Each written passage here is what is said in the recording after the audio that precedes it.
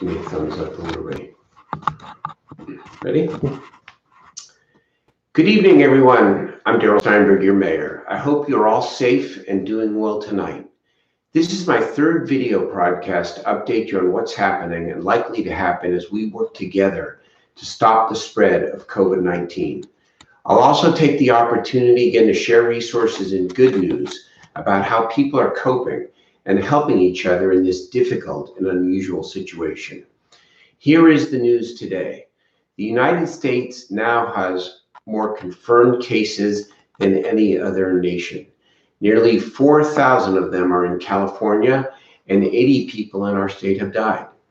Our Sacramento County numbers won't be updated again until tomorrow. But as of yesterday, Sacramento has 113 confirmed cases and 5 deaths. And I'm sure by tomorrow, the confirmed cases will be significantly harder. This doesn't feel natural, I know, being separated from each other this way. I ask the question every day, but we're answering it every day. How can we come together when we have to be physically separated? It's really hard. And it's really hard for me too. I know I spoke last night about the anxiety that we all feel. And again, that is normal. Don't feel bad if you feel bad. Just know that you are not alone. It's really important that we continue to keep our physical distance, not only and to go out only for essential trips and to get out for some fresh air and some exercise. Our County Public Health Director, Peter Bielenson, shared some research with me this morning that shows what a difference our sacrifice, and it is a real sacrifice, will make. The University of Pennsylvania Hospital has created a model that cities can use to measure the effect that continued social distancing will have on hospital admissions for COVID-19. So far, Sacramento has achieved about a 40% change in behavior, according to a model that is using cell phone data to track people's proximity to one another. This was enough, and I guess we're graded on a curve here, to earn an A compared to other places around the country. But the other part of the study is maybe more important. If we increase our distancing by just another 10%, we will reduce hospital admissions by half. 10% more than that, and we'll reduce those admissions by 3/4. That's like adding an extra hospital or eliminating the need for an extra hospital to our health system in Sacramento. It's really an important study, and it shows us that if we can continue to stay disciplined and actually up our games here when it comes to this social distancing, as awkward as it is, that will save lives and get through this much faster. How can we increase our social distancing? By making fewer trips, even for essentials. For instance, if you have to go to Target or to Rayleigh's or to the Nugget for me, do all of your errands at one time, in the morning or at another time when there are a few people around. Telecommute, if at all possible, when it comes to work. We've done a great job, but the study tells us that we can, and in fact, we must do even better. Dr. Bielenson also warns that as much as we want this to be over as quickly as possible, that it probably isn't going to be the case because the big surge in cases may still be a month away.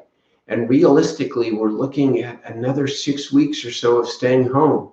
Right now, California has relatively few cases compared to New York State, where 38,000 people have tested positive and 380 people have died. But I think we can expect realistically that our numbers are going to increase and probably increase pretty dramatically. Need to go to the next note here. There we go. Thank you. Forgot what I was saying. So it's important that we stay home. We know that. But how are we going to occupy our time? And how are our kids going to continue learning while the schools are closed? I know some of the districts have come to an agreement with their teacher unions when it comes to distance learning. I'm still awaiting a report from Sac City about what's happened today, but I really encourage everybody, the district and the union, to please come together to set aside whatever the old and current wounds may be, and to really show how we can all overcome together and get that agreement done in Sac City. I know all the school districts are working hard to get individual lesson plans and digital instruction out to all of their students.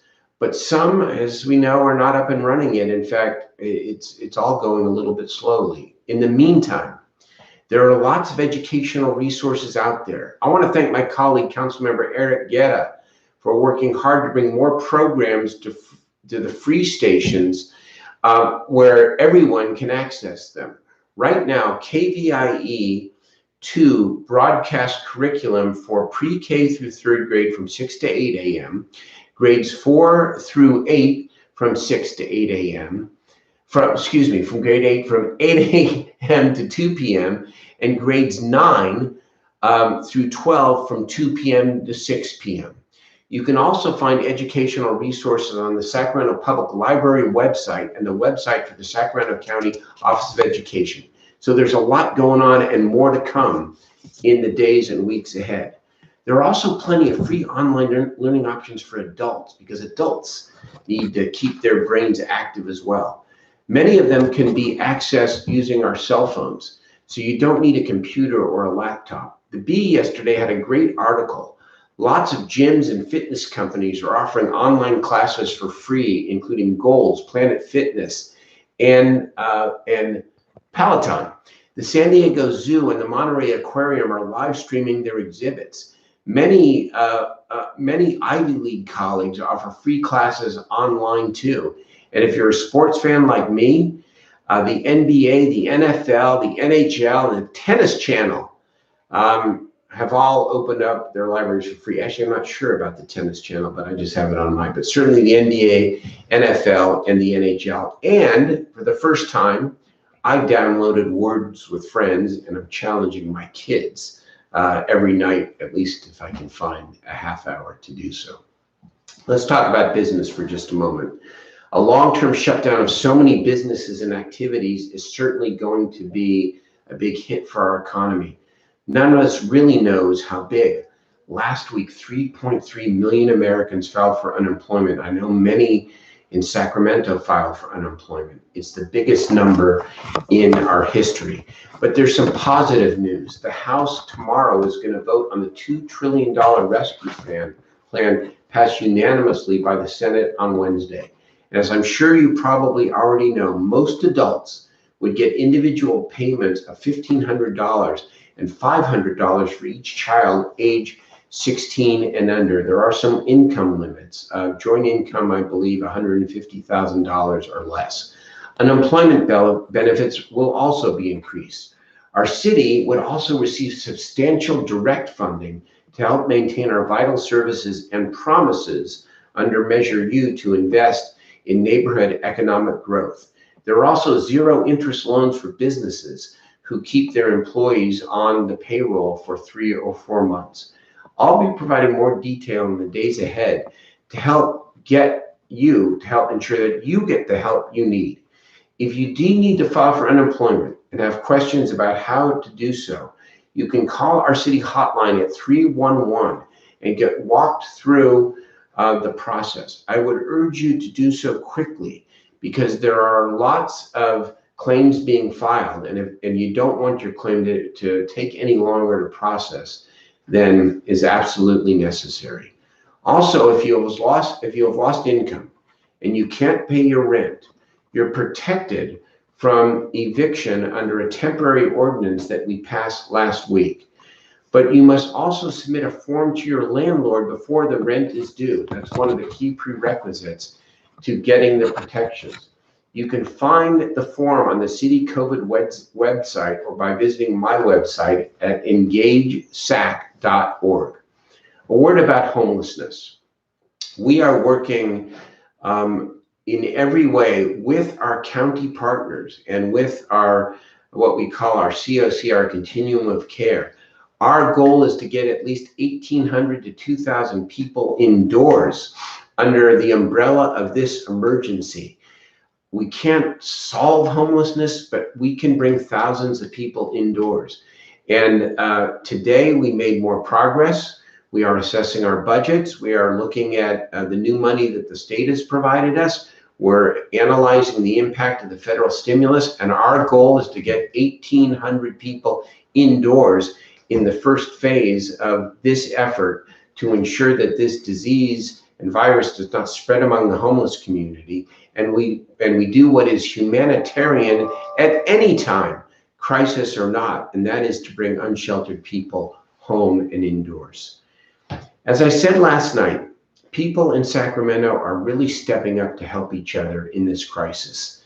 And so let me end on a positive note.